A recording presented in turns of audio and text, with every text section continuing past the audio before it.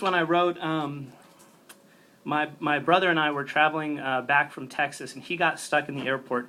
He's right there. Seth is his name.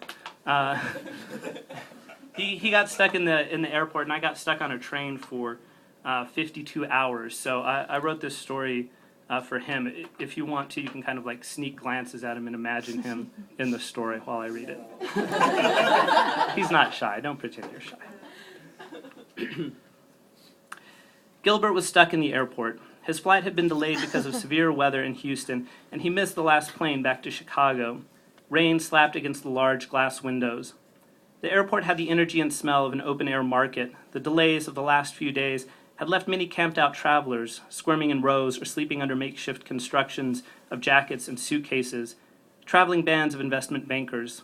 Their restlessness simmered. Next to his feet, an overweight toddler crawled along the dirty carpet, squashing cracker crumbs into even tinier cracker crumbs with the heels of his little hands. Gilbert was on standby for the 7:40 a.m. flight. It was currently 9:16 p.m., and his birthday.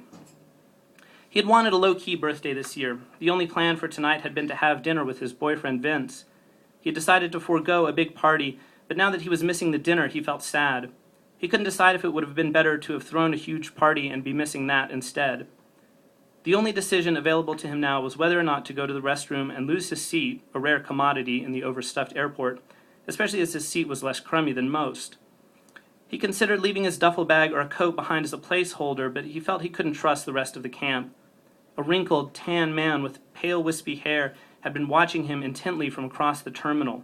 He was wearing a fringe vest and a beaded headband with a giant eagle feather stuck in it. Gilbert decided to follow the advice maddeningly looped on the loudspeaker and not leave his possessions unattended. He stood up, sighing with his bag and coat, and looked at his empty seat, his impression left behind on the thin upholstery. The man with the eagle feather stood as well and continued to stare. Gilbert glanced at him and away quickly. He walked up the main airport aisle towards the restroom. He pulled at his shirt, which had become twisted around him while he sat. He could see the man in his peripheral vision following him. Besides the feathered headband, he was wearing knee pads, had 3 or 4 large white candles in the front pocket of his fringe vest, and had 3 or 4. His black leather boots had tiny little bells that Gilbert could hear in time with his own steps. Gilbert pinched his t-shirt back and forth. He couldn't get it to feel like it was on right. He passed the closest restroom and headed for the next. The man continued to follow him, even further from the gate. When they passed the food court and the magazine racks, Gilbert felt certain that the man was trailing him. He went into the restroom and ducked into a stall and locked the door. Sitting on the closed toilet with his duffel bag on his lap, he could see the boots standing at the urinal, the bells quiet. Gilbert was familiar with the little rituals and signals by which men indicated that they were interested in bathroom sex with other men. It had been many years since he had experienced one of these encounters, ever since he met Vince. He wished his boyfriend were here now. Vince wouldn't be afraid. He would march right up to the guy and confront him, crazy outfit or not. Gilbert wondered if he could channel some of that bravery, at least momentarily. The boots hadn't moved. He had been waiting a long time, and no one else had entered the restroom. Finally, he stood up, teeth clenched, and burst forth from the stall, tripping his way towards the sink. Much too quickly, he twisted the knobs and stuck his hands underneath the freezing water. He held them there and glanced up into the mirror. The man with the eagle feather was standing motionless at the urinal. He could have been a statue, save for his hands. They were fluttering wildly around his crotch. His neck cranked all the way around so his entire wrinkled face looked over his shoulder and stared straight at Gilbert. Gilbert ran out of the restroom, faucet still running, hands still dripping. When he returned to the gate, his seat was taken. He found a spot on the floor behind a row of wheelchairs and looked around warily, trying to catch his breath. I gotta catch my breath. Gilbert and his brother, Patrick, had been in Phoenix on business. They had just formed a new organization called Under the Sun Incorporated. The mission statement declared that their sole purpose was to discover something new under the sun. The entire corporation was a scam. They had set it up to fleece a millionaire playboy who was always in the news for some outrageous stunt. Last month, he had been the first space tourist to get completely hammered in zero gravity. He also got some attention for unveiling the hot tub pool table, a luxury item which was simply a pool table mounted in the center of a giant hot tub. His manic energy and constant need for novelty had given Patrick a predatory idea. Why not present the man with a company dedicated to looking for the new? Under the Sun was composed of a zoologist, a UFOologist, an Arctic explorer, and an overweight telescope operator, and Patrick and Gilbert. Patrick was a failed mathematics professor from MIT. He'd been trying to solve some of mathematics' unsolved problems, most notably the Swinnerton-Dyer conjecture, which posits that if a given elliptical curve has an infinite number of solutions, then the associate L series has a value 0 at a certain fixed point. Patrick was the only person to whom this mattered. His obsession with a question deemed pointless by even his colleagues led to a higher absentee rate for him than most of his students, and eventually he lost his job.